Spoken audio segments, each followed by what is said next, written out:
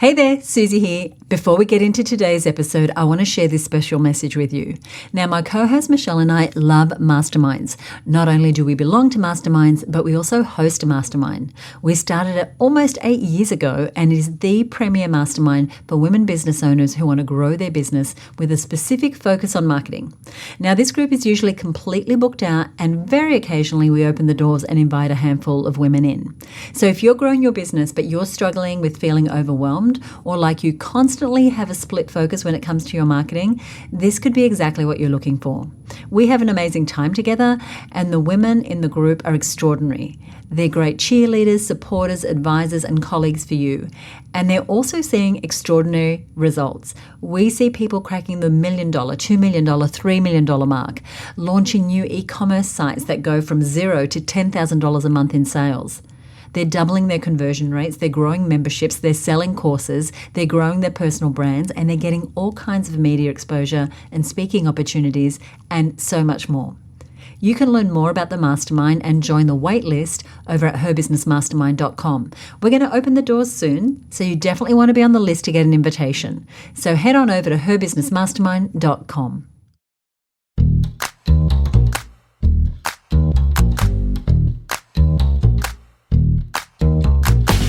Hi, you're listening to the Content Sells Podcast, the show all about how to create content to attract, convert, and keep your ideal clients.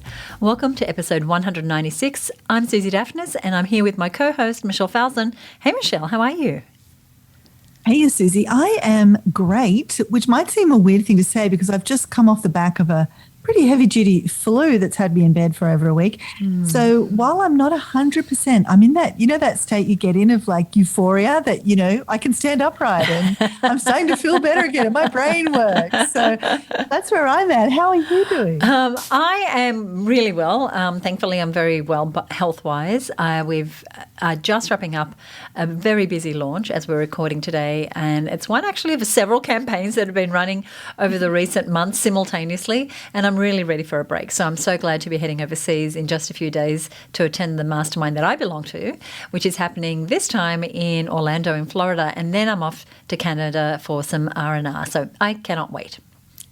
Oh, I love the sound of that. And it is so important to refill the well, and I've watched you've done such a great job with these campaigns, and after putting out so much content and supporting others and, all that strategy that went into it even before the campaigns begin, doing all of that for the past few months, it's so good to be getting that professional input from your mastermind and also that personal kind of rest and recovery time as well. And Suzi, you used a word then that I just want to pick up on because it's super relevant to today's episode, and that's the word campaign. Yes, and campaign is very much the theme of today's show. We're going to spend some time today talking about what we've come to call campaign thinking. And this is something that's really come out of the work that we do with our Marketing Success Masterminders. As many of you who are listening will know, Michelle and I host an amazing mastermind for women business owners, and it's focused on helping them grow their businesses through their marketing. And we notice that even though we spend a lot of time talking about getting more strategic with our marketing, it can be really easy for one-off tactics and bright, shiny objects to sneak their way into our marketing.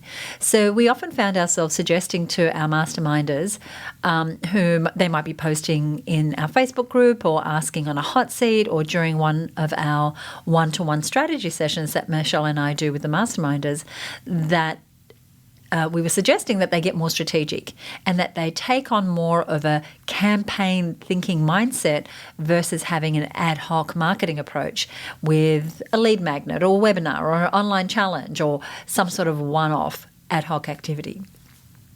Exactly. And, we get it. It can happen to all of us. We might think, quick, I need to get more sales. I'm going to just quickly dash off a lead magnet, or I need to grow my list and get more people buying from me. So I'm going to do a webinar next Wednesday. But that is not a campaign. A lead magnet is not a campaign. A webinar is not a campaign.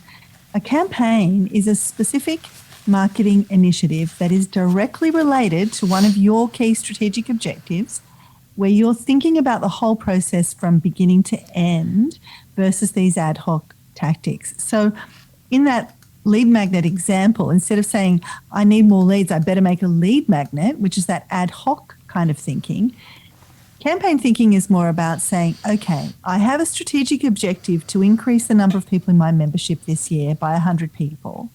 What campaigns can I put in place to achieve that? Now, one of those campaigns might include that lead magnet, but the lead magnet itself is just one small part of the campaign. The campaign in its entirety involves thinking about things like your goals for the campaign. I might think, okay, I need 100 extra people in my membership this year, but I'm not sure I can do that with one campaign. So I think I'll do 3 campaigns throughout the year, one in February, one in June, and one in October. And my goals for each of those campaigns is to get around 50 people each, because I'm taking into account the fact that I might lose some members throughout the year. So if I could get 150 new people this year, then my net increase might be 100. Excuse me. So now you've got your goals for the campaign, and you know the game you're playing, how many people you need to get, the timing of the campaign. Then you need to think about who you're going to target. And see, as you're hearing all of this, start listening in for this campaign thinking. It's talking about goals. It's talking about who we're targeting. It's getting much, much more strategic. So who am I going to target? How many people do I need to target to get that ultimate goal of 50 people for the specific campaign? How much budget do I need? How much lead time? What channels will you need? Is this emailing to your own list? Are you running paid ads? Are you enlisting the help of strategic alliances and affiliates? What hooks are going to be the most effective for that lead magnet? And then thinking the whole campaign through, all the way to the point of sale, because that's the purpose of this campaign, to get those sales. So that involves deciding what your step 2 for the lead magnet is. That is, what's the very next thing you're going to offer to someone immediately on that thank you page after they've opted in for your lead magnet? And how is that step going to feed as effectively as possible into getting you closer to that sale?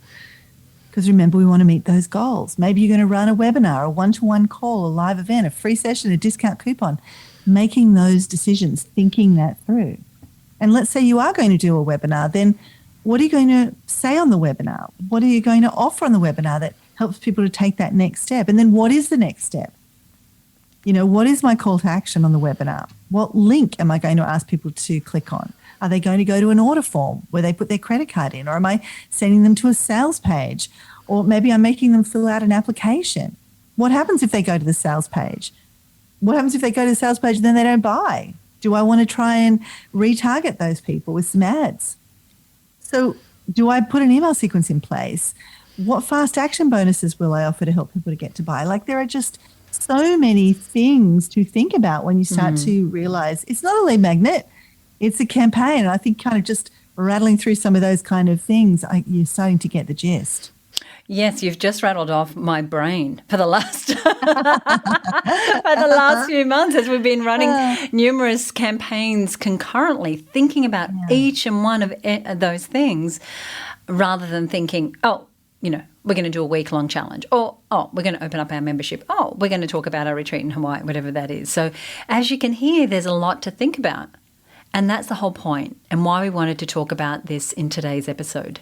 Because when you realize that you need to have your campaign thinking hat on at all times, that nothing is operating in isolation in your marketing, you also realize why you're so often overwhelmed or scattered and not sure what to do next, and why your marketing efforts are perhaps not working. What we often see is people focusing on just one part of that campaign. Like Michelle mentioned, I need more leads. I better make a lead magnet. I better do a webinar because it looks like everyone in my market is doing a webinar right now. But the problem with that is what you may not see is that there is a campaign hiding in plain sight just with that thought. It's not about creating the lead magnet. It's about getting traffic, eyeballs to the lead magnet, meaning getting enough people knowing about your lead magnet. And it's about knowing what you're going to do with those leads after they opt in, so that they move closer to, they align to that next step with you in a way that is aligned with your bigger goals for your business. And what can happen is that we can grossly underestimate what's involved anytime we decide to do one of these marketing activities. And maybe you've been in this situation. You think, I'll just quickly put that lead magnet together. And in your mind, you think it should take a couple of days, and maybe you do get it written and designed pretty quickly. But that's just a small part of what's needed to get that lead magnet actually doing its job of getting you leads that turn into sales. So then you realize, I need a landing page, somewhere to send people. I need to add to my website. I need to write an email sequence. And now the time you blocked out for this is gone and you're working late at night because you also had a client book in. Or the other thing that you had to do, the rest of your week got eaten up, but you hadn't factored for all these parts of the campaign. And then even after you've put in all the effort, you send the emails and realize you're going to need to do a lot more to get more traffic, to get the number of people that you want opting in order for a percentage of those people to then go on and buy. So now you've done a ton more work to figure out Facebook ads or find strategic alliances or who can email their list for you, or you're doing search engine optimization so that people actually find your website or your landing page, or you're going live in your Facebook group, or you're creating a Facebook group. And the problem is when this all unfolds organically, it's very often not as effective as it could be. It puts you and your team under a lot of stress, and it can leave you feeling kind of deflated because it's yet another thing that hasn't worked in your marketing. Meantime, you still need to get those sales, and you need to get enough of them to make your business sustainable. Oh, absolutely. I mean, I think you've put your finger on what we see such a lot when we're talking to business owners. And, campaign thinking, as you said, it's about first recognizing a campaign when you see one. And then it's about applying that creative and strategic thinking to the entire process versus that ad hoc, one-off kind of organic unfolding that you were talking about, Suzi. And, when we say that, I know we're kind of painting the picture here of there's this and there's this and there's this. Sometimes that's really true. There can be, 1,000 moving parts in a campaign, but it doesn't always have to be. Sometimes it can be relatively simple for a simple campaign. But the key is just realizing that pretty much everything you want to do needs to have this campaign thinking applied to it. So the important thing is thinking more in terms of end-to-end campaigns that have a specific goal and outcome that gets you closer to a business goal that you want in your business versus randomly throwing a whole bunch of tactics at the wall and seeing what sticks. And since we started to share this awareness with our masterminders, we've seen some really major shifts in the results that people are getting. And we've also seen people realise when they're going off track and they're focusing on ad hoc, one-off marketing things. So they've been able to nip those bright, shiny objects in the bud sooner, whereas in the past they might have sucked a whole lot of unforeseen time and energy, had that sucked out of their world because they had gone off track. And with the overall impact being less complexity, less spinning of the wheels, doing a lot of things that don't really move you forward, the more focus on getting the campaigns you do choose to work on be as successful as possible. Let me say that again. Even though it might sound a little bit complex, what you're going to do when you put your campaign thinking hat on is there's going to be less spinning of the wheels, doing a lot of things that don't really move you forward. And there's going to be more of a focus on getting the few campaigns, and we're going to come back to this idea of few campaigns that you do choose to work on as successful as possible. So in this episode, we've got 3 big tips that we shared with our masterminders a while back when we introduced this campaign thinking idea to them. And we want to share them with you in a way to help you move more into this mindset of campaign thinking. So let's get started. The first tip is, and Michelle kind of hinted at this, is knowing a campaign when you see one. Because here's the thing, campaigns can be hiding in plain sight. So let's say you get an opportunity to have a trade stand at a show, and that might sound like the perfect thing for you. Now, if you're a wedding photographer and you have the chance to have a stand at a popular wedding show that thousands of people go to and they're planning their wedding at the time, this could be a really interesting and great opportunity for you. But just like the lead magnet, having a stand at a trade show is not a campaign. There are a lot more worms in that can, and here's what I mean. Because if you don't see the campaign hiding in plain sight, you're going to risk, one, the trade show just being successful, you're going to risk that the trade show is not successful for you in terms of getting you customers, or that you risk grossly underestimating how much time and energy it's going to take for you to make that opportunity successful because you design a campaign around it. So I just want to dig into that point a little more.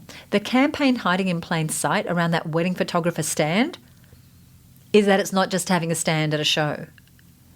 If we go back to what Michelle said about that campaign thinking being that end-to-end process that ultimately helps you achieve a specific goal for your business, what I might start to think about if I was that photographer and I put my campaign thinking hat on as I weigh up that opportunity is this. What are my goals for the show? Do those goals get me closer to an existing strategic objective that I have in my business? What is the big idea or the hook that's going to be attractive to have people come to my stand? What assets like signs and prizes and technology and merchandise and gifts and brochures do I need to deliver on that big idea? And once I get people to my stand, what's the specific conversation or next step that I'm looking for? Is it to have them join my email list? Is it to book an appointment with me? Is it to enter a competition? Is it to fill in a form? And what might be the script that I might need to follow in those very quick conversations to get the highest number of people taking that next step, whatever that next step is? Who's going to be there? Who's going to be there supporting me on the stand? And am I going to have one of my team? Am I going to bring in a friend? And how do I train them on this process? Then once someone comes to my stand, they take the next step, what am I doing right away before those leads go cold in order to get them to take that next step and the next, so that ultimately they buy my wedding photography package? And how many of those packages can I offer?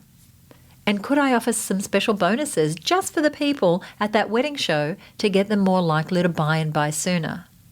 So you see, it's not just about picking booth 17A and putting up a few posters. When you apply this campaign thinking idea, you increase your chances of success and you have a more realistic view of what's actually involved with any opportunity so that you can decide if you even have capacity for this in the first place. It's such an important point you're making there, because once you do that campaign thinking, and at first, when you're first assessing a campaign, like that trade show example, it can just take the form of like a really high level kind of mapping out on the back of a napkin, for example, a piece of paper, or drawing on a whiteboard, or some rough notes in a Google Doc or a spreadsheet, or whatever process works best for you, just to think things through. Just like Suzi was saying there, oh, what might be my goal for this? What might I need for this? How, just so you start to think about what this might look like if it was really a campaign, and I could start to see more of the worms in the can, and if I could be more strategic. Because, we all agree, if you have thought about what you're going to do at that trade stand before you get there, in terms of maybe running a competition, or having a special brochure, or having a special form on an iPad, you're going to get more leads. You're going to be more effective. So just doing that first level of thinking, then you're in a great position to make more informed decisions. What other campaigns do I have on at the same time? And do I have capacity for this new thing? What has to get pushed aside?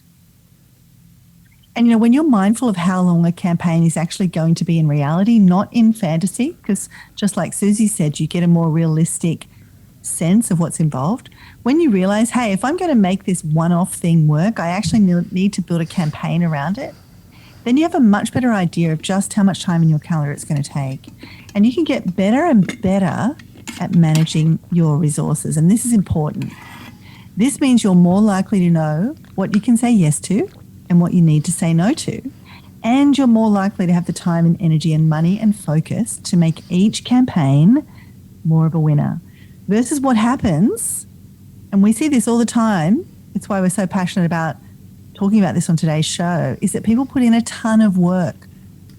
But because they kind of didn't see what was happening and it's all unfolded and they've worked late into the night or whatever, oftentimes they've left it so late they don't have enough time then to get enough traffic into their campaign. Or they don't have enough time to make a really compelling offer, or to think through their bonuses and all the things that can make a really big difference to the conversions that you get. Or they run out of time to really hone their webinar so it flops. Or they don't have the time to get the tech sorted, and then there's this big tech snafu on the night and all of their hard work has really gone to waste. And it's pretty heartbreaking.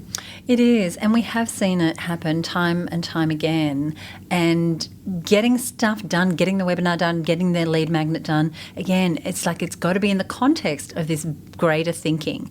One of the benefits of campaign thinking because you can look at your year and say, these are the campaigns that I'm going to run. And you can create specific times of year for specific campaigns so that you're giving yourself enough time for the runway that leads up to that campaign so that you do get as much traffic, as much traction as possible. And so that you can focus on all those campaign elements leading up to, but also be really present once the campaign goes live, once it's actually in motion. And you need to be on your game to then be present for that, right? Having to go, oh my gosh, I need emails now. Oh my gosh, I forgot about that bit. It really handicaps your ultimate results. And so being on your game to get the highest number of conversions and results happens when you really use this campaign thinking idea. And that annual calendar point you raised, it gives you that bird's eye view of your campaigns over the year. The campaign thinking isn't just one campaign specific is the point we're trying to make here. It's that your year can start to take shape. So Suzi's just kind of the last few months, she's had several campaigns, but it was all very strategically scheduled into her overall year to meet her overall annual goals and targets. And so every year in November, we actually make space for our masterminders to do this kind of bird's eye view thinking where they focus on the year ahead and they figure out, when am I going to put these campaigns in and how many can I do? So getting a campaign going, the other thing on this is that it can be big. It takes a lot of effort to get it off the ground, even if it's a relatively small campaign. And so kind of taking that into account when you're figuring out when you're going to fit it in is really important. And it also helps you be selective about those campaigns that you do and those you don't do and whereabouts in the year you put them in. So it's campaign thinking just has all these ripple effects that make such a difference to taking the stress down, taking the results up. And this idea of stress down, results up, having that more manageable annual calendar really leads on to our second big campaign thinking tip, which is, and this is something you heard from us before, less is more.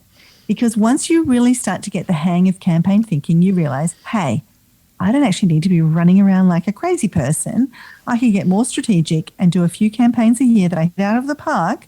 And most importantly, that I can rinse and repeat over and over again, because campaign thinking isn't a whole lot of disparate ideas. It is a process with a beginning, a middle, and an end that you get really clear on, and that you can get clearer and clearer on the more times you run it, and therefore it becomes repeatable. It's this idea of do less and obsess that we've mentioned a number of times here on the show. And because there is more to getting a campaign together than just throwing one-off elements at the wall, you want to make sure that you make the most of your investment of time and energy and the space in your calendar and all those things we invest when we create a campaign. So you don't want to just run that campaign once.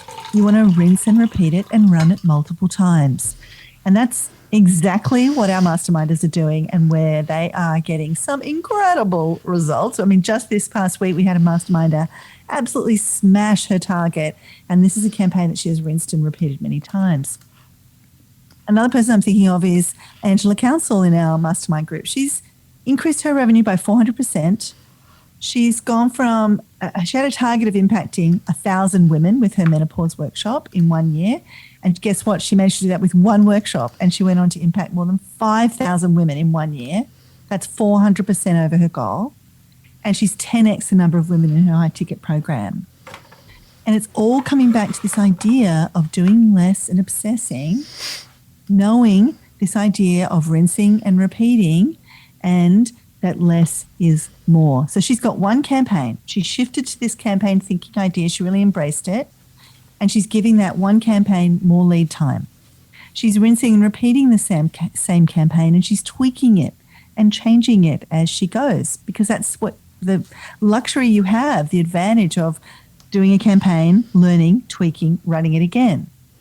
Now she's got a winning offer, she's got a winning marketing strategy, she's got confidence, and she's getting 40 women into her program. And this is a major up-leveling of mindset, but also of income. And she was just saying the other day in the group that she's just launched her campaign for the next intake. So she's rinsed and repeated again. And but what she's doing is she's going on a multi-day hike out in the wilderness where she's going to have very little mobile phone reception or internet access or time to work on the campaign. But it's going to run while she's off doing that. I love this. Because she's run it a few times already. It's all set up to go. I love it. I love it. And that's the sort of freedom that you can have when you stop being ad hoc. And this is such an important point because imagine having a few campaigns that you could rinse and repeat, doing more with less in your marketing calendar over the next 12 months, 24 months. Because here's the reality. Often the first time you run a campaign, it may not work so well. That is normal. But you're likely to learn a heap that you can implement the next time you run it. And that's exactly what Angela did. She committed to this campaign, and while the first couple of times she didn't really get significantly better results than she'd been getting, she could see that a few tweaks each time she rinsed and repeated because she was quite close.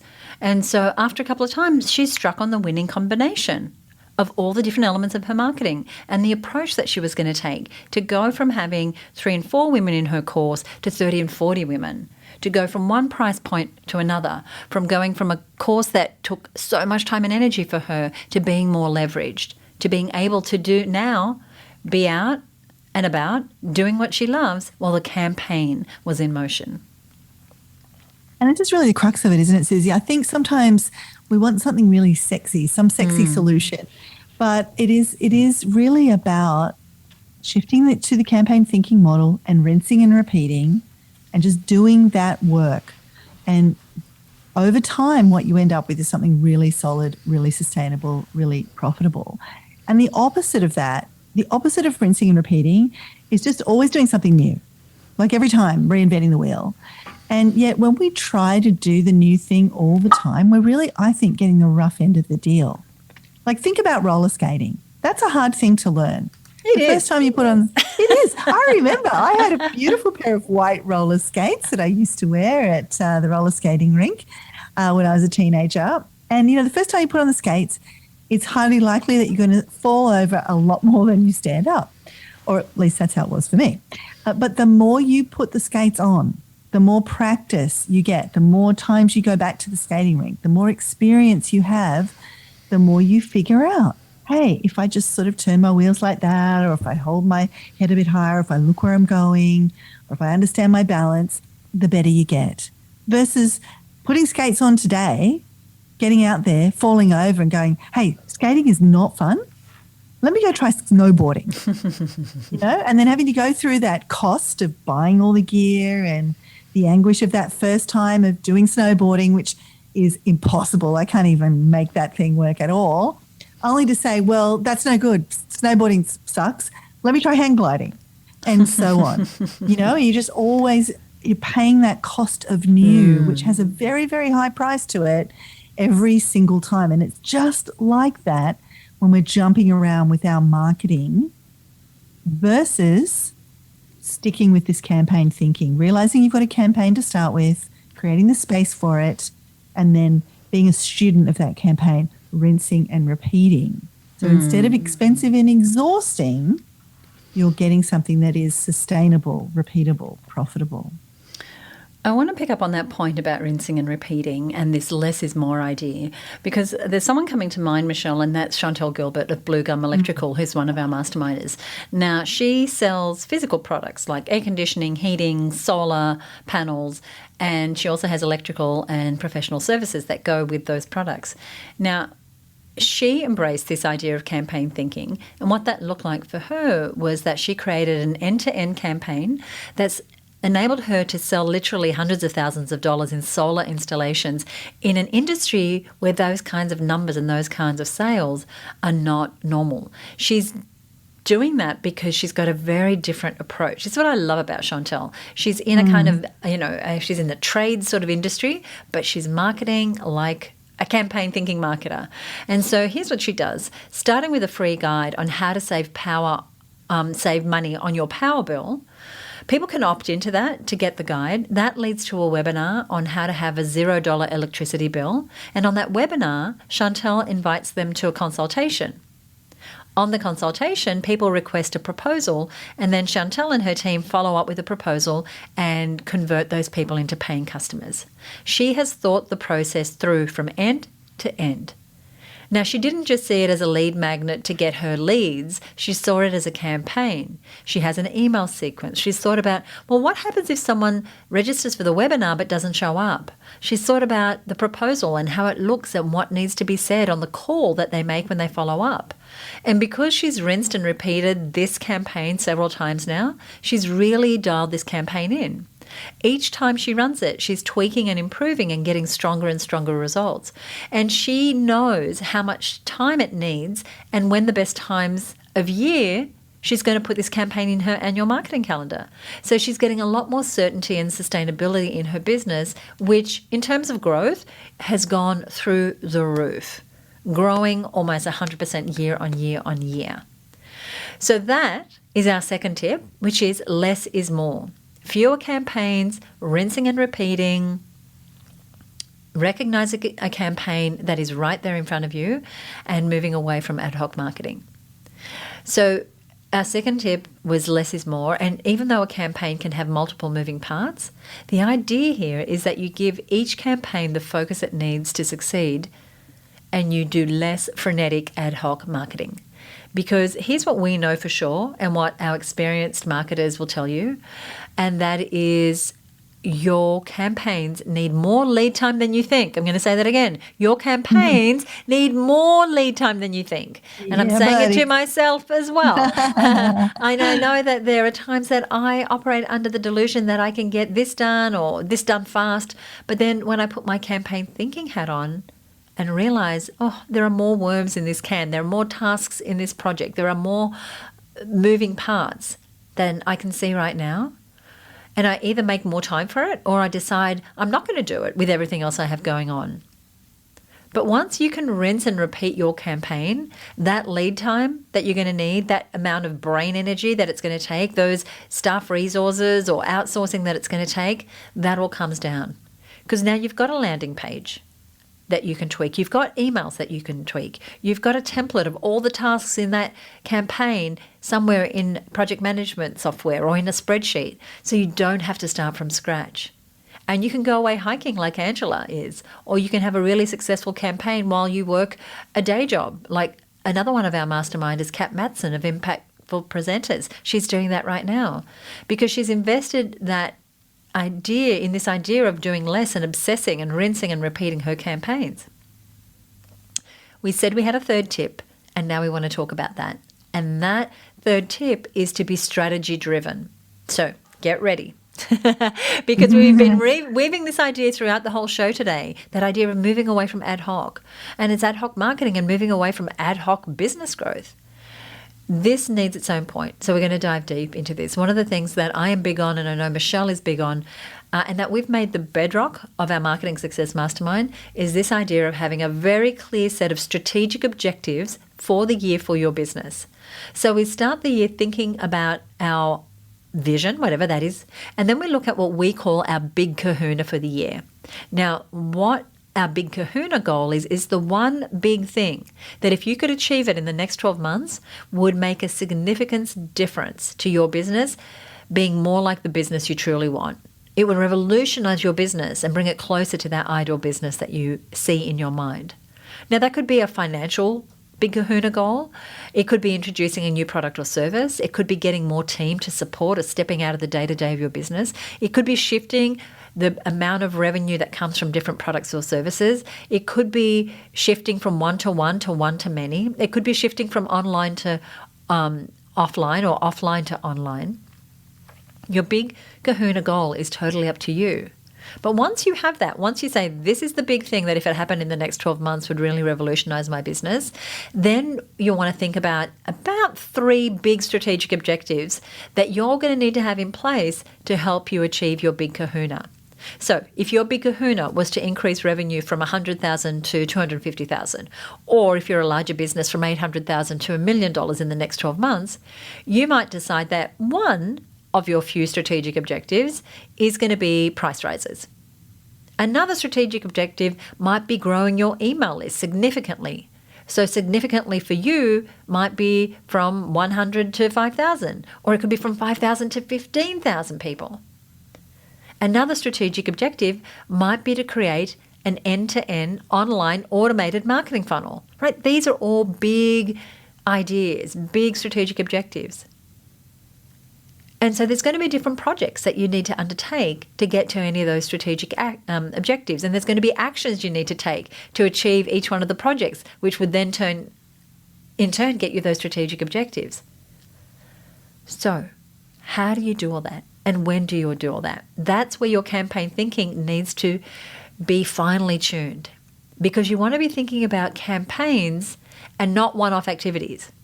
So if you look at the price rise, I'm going to raise my prices, if that is your strategic objective, that is a campaign. What might that campaign look like? So maybe if your campaign is a price rise across the board campaign, then maybe you do a big promotion before you raise your prices saying, this is the last time you can buy my product or service at these prices. Now that might get you a ton of new sales, and it gives you some real urgency and scarcity to get people off the fence and paying you money now. Now that promotion, here's why it's a campaign, because it requires emails. Maybe you're going to buy ads. Maybe you need graphics designed. Maybe you need point of sale material created. Maybe you need something in store if you have a physical product. Maybe your website needs updating and therefore you need some new programming. Maybe your team needs training. Maybe you need new team members. And then after that, how are you going to communicate the price rise? What needs to happen on your website and your emails, in all the places that you need to change your pricing, in your proposals, in your slide decks, wherever they are? All of that is part of your Increase My Prices campaign. All of that. I love that demonstration, Suzi, of just showing how a campaign can be hiding in plain sight. Like we said earlier, you might have that strategic objective, well, I'm going to raise my prices. And very often we see people just say, well, I'm just going to raise my prices. And they pick a date and then they raise their prices. And then, they've missed that strategic window of opportunity to think strategically about, well, hang on, maybe I could run a campaign just before I raise my price to get a whole bunch of sales early. And maybe I need to communicate this price rise in a way that my customers aren't going to be upset about when they just see the credit card statement has increased, or however it is that you bill your customers. So really giving yourself time to see each of these big things as campaigns really opens the door to opportunity for you. And it also saves you from falling into some potentially damaging kind of pitfalls in your business. So I 100% agree with everything you said. And what I think is also clear is that campaigns can really suck a lot of time and oxygen. Like that price rise campaign, while all of that makes perfect strategic sense and it's in service of that bigger strategic objective and the big kahuna, it's a lot of work. And so I am reluctant to do a campaign. Like my first reaction when there's an opportunity to think about something new, because I have my campaign thinking hat on, I'm reluctant. And I think it's a healthy reluctance that we can have, because I know what's down that road. So it has to have strategic benefit. It has to make sense or I don't do it. So instead of bottom up, I'm going to make a lead magnet like we started talking about today on today's show. And a lot of people say that. They'll say, hey, I've been thinking of making this lead magnet. And they tell us for 10 minutes all the things they've thought about with the lead magnet. And it's like, well, hang on, wait a minute. Like, well, a lead magnet is not a campaign. So instead of this bottom up, I'm just going to make a lead magnet without thinking about where it fits strategically. What we're talking about is a much more powerful top-down approach where you say, okay, here's my vision. I've spent time thinking about my vision. Here's my big kahuna, that thing that in the next 12 months is going to make a really big difference in my business in service of that vision. Now, here are a couple of my 2 to 3 strategic objectives that are going to help me. They're the big things. Out of all the things I could be doing this year, these are the strategic objectives that I'm going to put in place to achieve that big kahuna.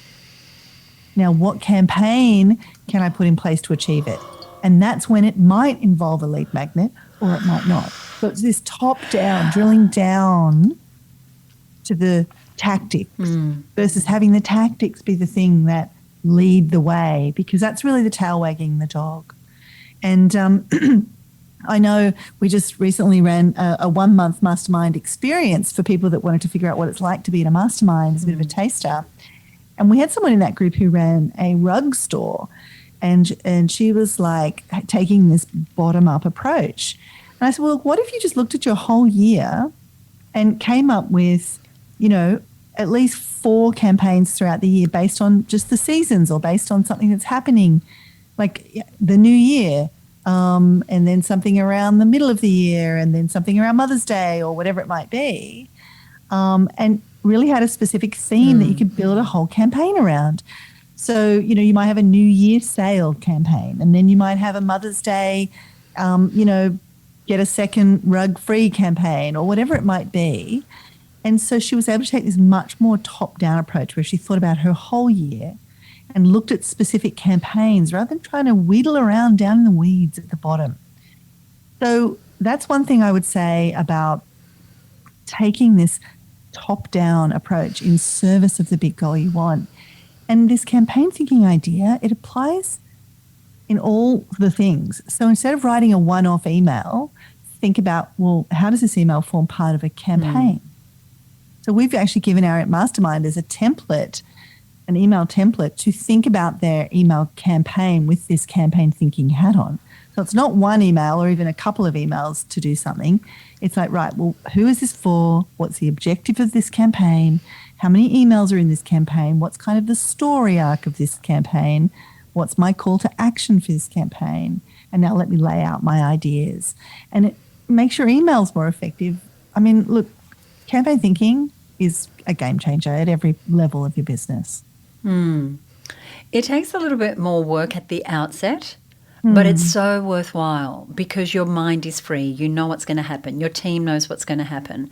And really today we're just cracking open this idea. We're just scratching the surface just to get you start to think this way. So I hope that we've planted a seed for you to go, oh, that thing I want to do? Is there a campaign hiding in plain sight? So we've given you our 3 big tips. 1, knowing a campaign when you see one, and they're there more often than not if you're thinking marketing. This less is more idea, and being strategy driven, really thinking, if I do this, what does it mean for my goals? What does it mean for my business? When is the best time to do this? How can I stack the momentum from one campaign to another? And I hope that you're leaning more into how you could be wearing your campaign thinking hat more often in your business as a result of this conversation we're having here today. Inside the Marketing Success Mastermind, we are seeing incredible results like the ones we mentioned today. Women doubling, tripling their revenue, creating new marketing funnels, growing their audiences, growing their income because they've made this shift from ad hoc marketing activity to campaign thinking. And while the Marketing Success Mastermind is currently closed to new members, if you feel like you could really use the accountability and support and the structure and the templates and the mentoring and all the things that we've mentioned that it takes to put together campaigns so that you can get more results in your marketing, so that you can unlock the potential in your business and get wins like the ones we mentioned today that our masterminders are getting, then I encourage you to join the wait list for when we next have places available. We only open up places if they're available, and if then it's only a couple of times a year, but we do have a priority notification wait list, and you can join that by heading over to herbusinessmastermind.com. herbusinessmastermind.com, you'll see it says, I want to join the wait list. We add you to our priority notification, and if places become available, then you'll get an invitation to apply. It is by application. That is our campaign thinking versus ad hoc marketing episode. We love to share these tips and strategies, more than tips really, with as many business owners as possible. So we would love it if you would leave us a rating or a review on Apple Podcasts. We have over 100 5-star reviews. So I want to thank you for listening. If you enjoyed today's episode, we would love it if you would give us a rating or review on Apple Podcasts. We'd also love it if you would let us know, right? Just send us a comment, send us an email, podcast@herbusiness.com. I will get that email. I will share it with Michelle. The other thing you can do is head over to Facebook and look for the Content Sells podcast. You'll find there's a page, and on there you can add your comments, you can add your questions. We feature all new upcoming episodes. And Michelle and I are always checking it and responding to people there. So that's the Content Sells podcast page over on Facebook. Now, we love getting reviews. As I said, we've got over 100 ratings, but we've also got dozens and dozens and dozens and dozens of reviews. And one of the latest ones we have is from my dear friend, Una Duncan. Now, Una and I are part of the same mastermind. And at our last mastermind, she was asking a question. And I said, hey, we've done a podcast about that. Let me send you a link. And so she then listened. She went to Apple Podcasts and she said, 5 stars, great marketing inspo. She said, listening to 2 of these episodes back to back was a great use of my run, and I'm all fired up to implement new ideas in my business. Thank you, Una. Be like Una. Leave us a great review. And all we ask for is an honest review, actually, as we head into almost 200 episodes. We just love doing this program for you. And we always love to give you resources. So there's a few things that we mentioned today. Anything that's going to make it easier for you to access either past episodes or any of the things we've spoken about, we're going to put over on our website. That's at herbusiness.com/campaign thinking, all one word, herbusiness.com/campaign thinking. Now, Michelle, what do we have coming up in the next episode? Oh, we love it when we interview amazing business owners, and that is exactly what we have coming up in our next episode. We're talking to the gorgeous, the wonderful, the talented Skye Anderton, who is the founder of Ruby Olive, which is a really gorgeous e-commerce brand selling beautiful accessories and other products. And she's talking about how video storytelling has grown her e-commerce sales. And it's an amazing, what she's doing with video storytelling is amazing. So even if you don't have an e-commerce business, this is going to be really worth tuning in for, because she talks a lot about, and she's very passionate about getting really clear on who her ideal client is, how she gets more of herself in her brand, and how you can get more of you in your brand. Also, what do you do with user-generated content? How do you collaborate with others to create your product and or your marketing?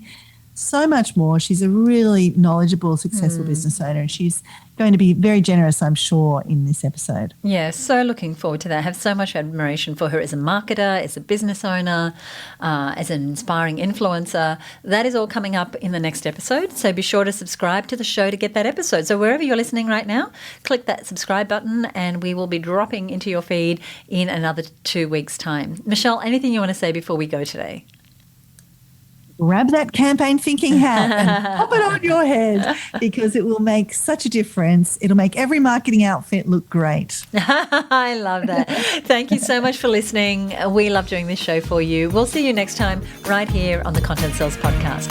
Bye for now.